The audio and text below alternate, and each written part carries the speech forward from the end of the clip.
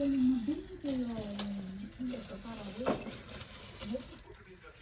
હાલો family, આપણે હે કે ભાઈ આજે બ્લોગ નથી બનાવ, આપણે બનાવવાનું સ્પેશિયલ હે કે ભાઈ ડોડાનું શાક. ને આપણે થાય ભાઈ જમી લીધું. રીટાબેન કે મોડો પ્લાન કર્યો, કારણ કે ભાઈ કારખાનાથી આવ્યા છે રીટાબેન છે બનાવશે ડોડાનું શાક. ત્યાં ભાઈ દેશી અમેરિકા નથી આપણે ના ખાતા. અમારે એક બેન જાય મરચાં ડુંગળી ને મોળ ભાઈ તો ટમેટા ને સુધારે બનાય આપણે શાક છે તારે ત્યાં માંડવી હતી ને હોય આવી રીતના બટકા કર્યા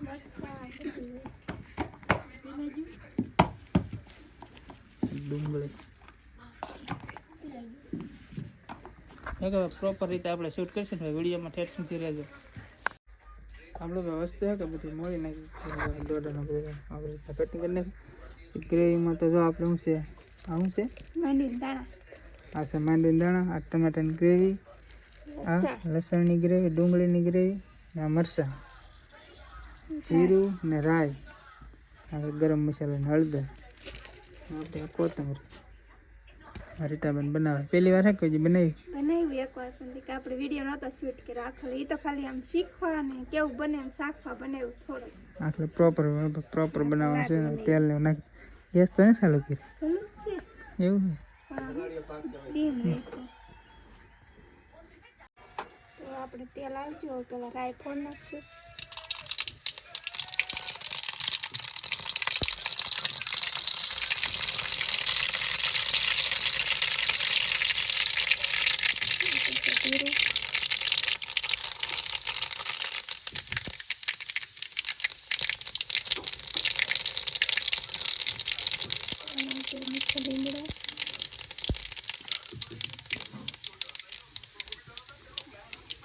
પછી લસણ,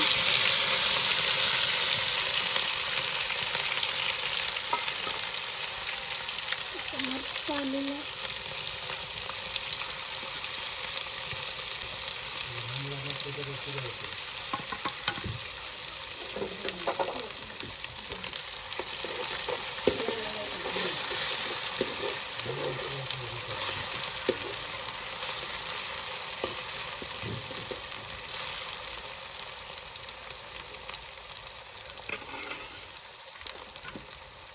પછી ડુંગળી,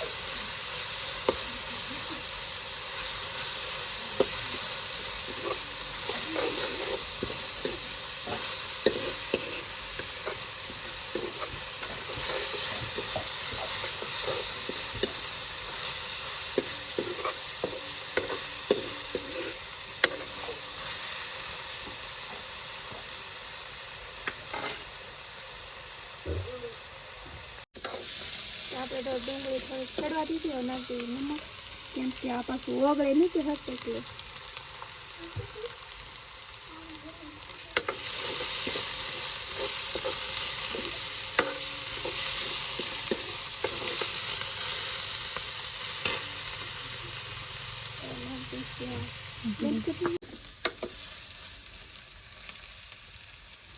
તો આપણે થોડીક આ ડુંગળી અડધી ચડી ગઈ ને નાખી દઈશું માંડવીના દાણા.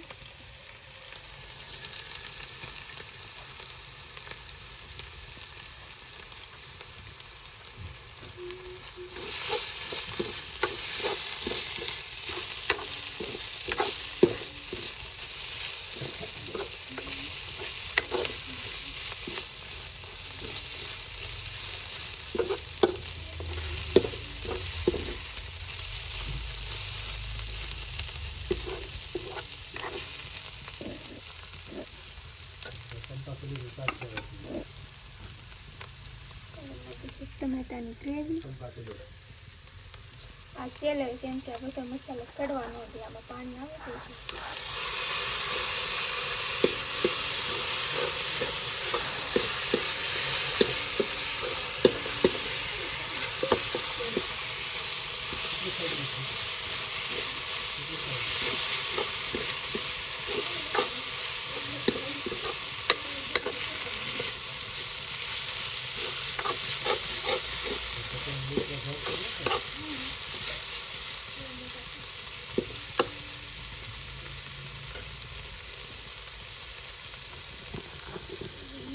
તો આપણે હળદર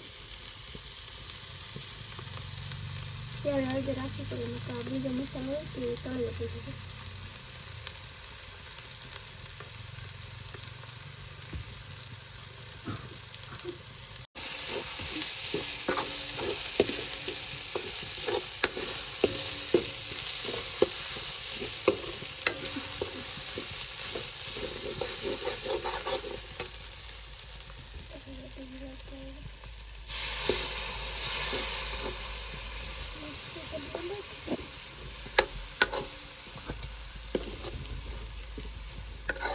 બધી ગ્રેવી બની ગઈ છે કમ્પ્લીટ. હવે નાખી દઈશું લાલ મરચું,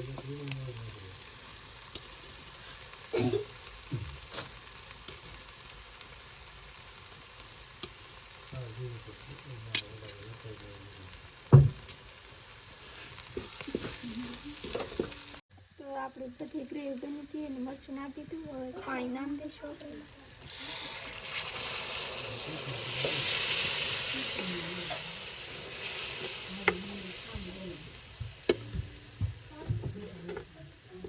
પાણી ગરમ થાય ને પછી આપણે ડોડા નાખવાના છે.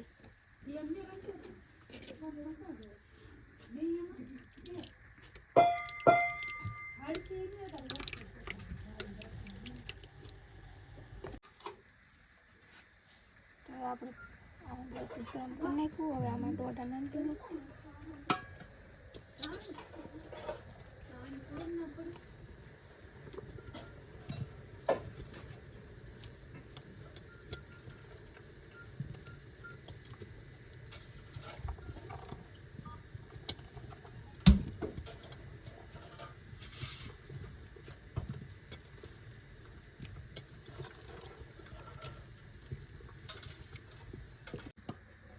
આપણે મકાઈથી નાખી હતી ને હવે એને 15-20 મિનિટ સુધી અમને બફાવા દેવી પડશે.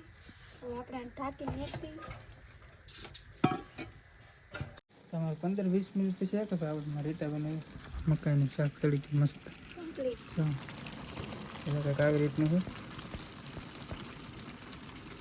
હજી આપણે કોથમરી બાકી હે ને? હા, કોથમરી તો ગરમ મસાલો બે વસ્તુ બાકી છે. હવે નાખી સ્વાદ દોગનો થઈ જાય. બનાવવા તો કંઈક આવી રીતનું છે. સ્મેલ આવે છે પછી મસ્ત આવે.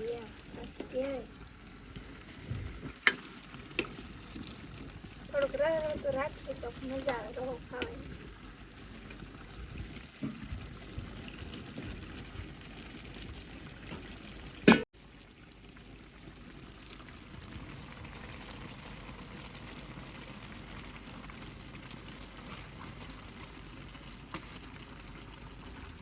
બધું કંઈક આવી રીતનું શાક બને. હવે તમે પણ ટ્રાય કરજો ભાઈ, મજા આવશે. કારણ કે એકવાર તમે ખાયો તેથી આપણે ભાઈ એમાં રીતાભાઈને કીધું ભાઈ વિડીયો શૂટ ન થાય કે તો બસ આ વિડીયો આપણે અહીં જ પૂરો કરી દો. વિડીયો ગમે લાઈક કમેન્ટ શેર સબસ્ક્રાઈબ કરવાનું ભૂલતા નહીં.